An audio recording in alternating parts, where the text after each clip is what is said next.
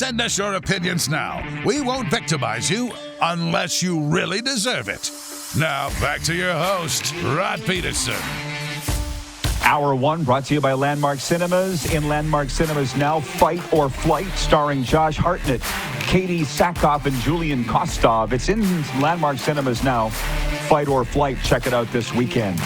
Well, we're very pleased to welcome our guy, Amar Doman. Many feel the best owner in the Canadian Football League of the BC Lions. He may or may not agree with that. We'll see. Amar, happy Friday, sir. How are you? Hey, I'm good. Thanks for having me on. I know you're traveling. You owners are always real busy guys. I'm guessing you're not in Kamloops, though, or maybe you are. Are you going to be heading out there for training camp for your beloved Leos? Yeah, I might get up there for a day in the coming week, but I'll certainly be in Victoria for the game on Monday, the preseason game against Calgary, which is going to be awesome. We've got a sellout over there at Starlight. Super cool, and it'll have a college feeling to it. Can't wait. Well, you guys are on quite a roll. And as I said, somebody say Amar, the best owner in the CFL, and the evidence is there. Over 40,000 tickets sold for the home opener now with a Snoop Dogg announcement this week. Would you mind taking me through this week and that huge announcement? Yeah, a lot of work goes into that. Number one, getting the right artist that, we think will, cross over to a whole bunch of age genres, et cetera, which is super cool. To get a talent like that, an A-list talent, he can kind of pick where he wants to go. And some of these, I would say, A-list acts that we've been bringing in, Rod, these are premium acts. And I want to add that premium to the CFL where you have a class act going in, whether it's, someone's genre or not. It's going to be a big name. You can't please everybody. If you have a country artist, guys are going to say, where's the hip hop? I have hip hop. They say, where's the country? Where's the rock? We're going to try and rotate this a little bit. I know we've been heavier to the hip hop, but really we want to add that showcase to the CFL, reinvigorate BC, which we've done over the past few years. The fan base is being rebuilt very nicely here, and it's youthful. And that's what I was after since day one, is getting that kind of missing generation back. They're coming back in droves. The families are coming. It's a good show out here now, Rod, and our season's tickets have gone through the roof. And it's the place to be now in the summer, is come to these games. And most of them are at 4 o'clock, which has been absolutely fantastic for families. Oh, that Saturday afternoon, you guys own that time slot. I wish you were playing when I was calling games. It's perfect. But, I want to go back for a second. Above all the things, I want to congratulate you on winning that event of the year from Sport Tourism Canada. Because I was there. It was the greatest Grey Cup ever. And just so you know, it was hard for me to say. As the host of the 2013 Grey Cup in Saskatchewan, which was the greatest until last year. So kudos, Amar. And it wasn't an accident. I heard what you guys were doing. So how'd that feel to win it? And how did you go about it? Well, two things. Number one, I want to say, look, coming from you, that's a very big accolade for you to acknowledge the success of that Grey Cup. I think we killed it here in Vancouver. The team of Riley, Dwayne, it was just an unbelievable group of people that were so passionate. These guys are working 24 hours a day when needed, didn't care, just got it done. We had lineups, you probably saw outside for the zip lining in the pouring rain on that Saturday, which was pretty miserable, for 4.5 hours. People were just standing there getting soaked, could not wait. They also, only in the CFL, this has to go down as only in the CFL, they let Dwayne, our president, zip line with the Grey Cup. Imagine if he dropped the Grey Cup. Only in the CFL would you see something like this happen. And the coolness and the quirkiness was just all, I think, done in a professional manner to the nth degree. And it was a great success. We even had Prince Harry in the house. How do you beat that? I know. And to be honest, I'm not fooling, because I was walking around with Jim Barker going to all the things. And he's like, this might be the best ever. This might be the best ever. I'm like, well, I don't know. And by the time it was done, yes, it was the best ever. But I'd heard you guys had gone to the Super Bowl and had kind of taken some notes. It had a Super Bowl feel. Am I right in saying that? It really did. And I had a lot of my, we have a lot of business in the U.S. and friends. And, obviously we'll put the current tension of tariffs aside here. It's not for the topic, or for today. Yeah. But certainly we had a lot of Americans up, and they were like kind of holy S. This is a big show. The halftime was unbelievable. Whether you're into the genres or not, the halftime show, the dancers, all the cheerleaders on the field, it had that Super Bowl feel to it, which is the biggest party in the world. The excitement was there. It didn't matter. When I was walking with the Grey Cup, when we left the Pan Pacific Hotel down the parade, we thought we were going to get a couple thousand. We had over 10,000 walking with us down the parade. That was such a special feeling. Grey Cup's there, the police, everybody was coming in. They had the rock music blaring. I got to tell you, that's a moment almost like the Olympics coming out of here when we won the hockey game here in 2010. It's a moment you won't forget in your life.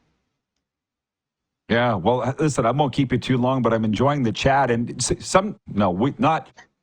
we all need to see it for ourselves sometimes. And I went to the Athletes in Action breakfast and sat at the next table with Nathan Rourke.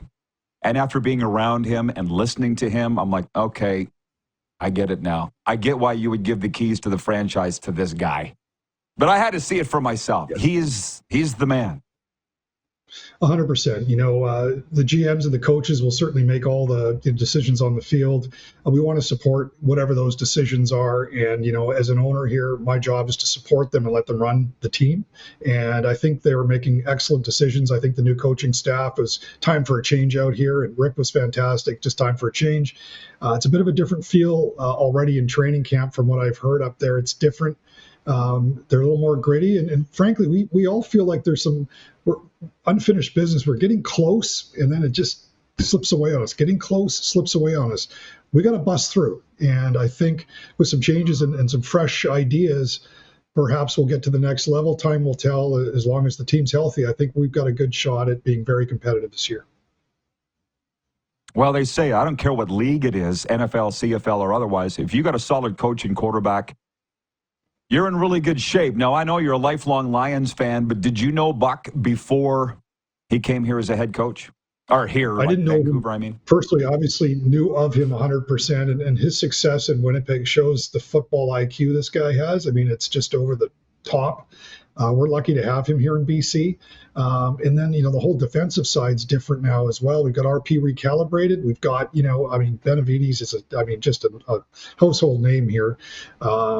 The defense is going to do some good damage, I think, as well. So I think the pieces are in place, and I just like what I see. And of course, when you're 0-0, everything's good. Yeah, of course. Well, listen, you've added seats for Monday.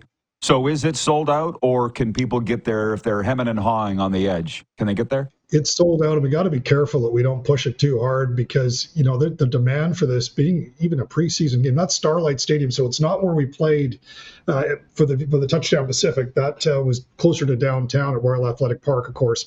That was a bigger stadium, and we built bleachers. This one is more modern. It's where the soccer is played there. But you can't get a ticket. I've got friends over there now calling, I need 10, I need 6. You just can't get them. And this is preseason. I just love doing this for Victoria. Yeah. Nathan's going to take some snaps. And then what I heard, and I'm not sure, but VA heard Nathan's playing. So VA wants to go in there and play a few snaps. So, God forbid both quarterbacks get hurt. It's not going to be a good look. But you know what? Just to have that kind of sizzle and the story of VA and the trade and all that kind of stuff, this can be a special preseason game of all things. Well, while I have you, can you speak on behalf of the owners? I don't know if it's come up or if you're even following the flag football situation at the Olympics, but you speak about injuries. NFL owners next week will vote on letting their players play in the Olympics. The Players Association's already said in the NFL, we'll let them play. Now it's up to the owner. As an owner, have you guys talked about that as much as you can say where the CFL would lie on this? Well, we have, and we discussed it this week in governors' meetings in Toronto that I was at. And the issue is the schedule overlap. I think it almost doesn't work because we're right in season. So they're still working on things. That's all I can comment on. But I don't think it lines up because we're going to need our starters playing right through the summer. So I think that's the difficulty. Of course, it makes total sense to me. And maybe there'll be a Rourke playing, but it'll be Curtis, not Nathan. All right, Amar, I really appreciate the time. Just keep rocking it, man. Keep rocking it. I hope to bump into you this summer when I'm home. Rod, thanks very much.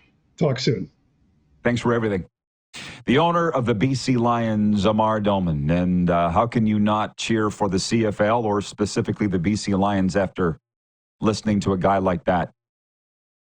What I will do is take a timeout, okay? And then we'll do a viewer takeover the rest of the way, plus a sports update. We got Jim Barker coming up in hour 2. We will delve into those comments. From what I'm just going to say it right now, the CFL's best owner, Amar Doman. He's the nicest to me. Doesn't take much. We'll be right back here on Game Plus TV, streaming live and podcasts wherever the best podcasts are found.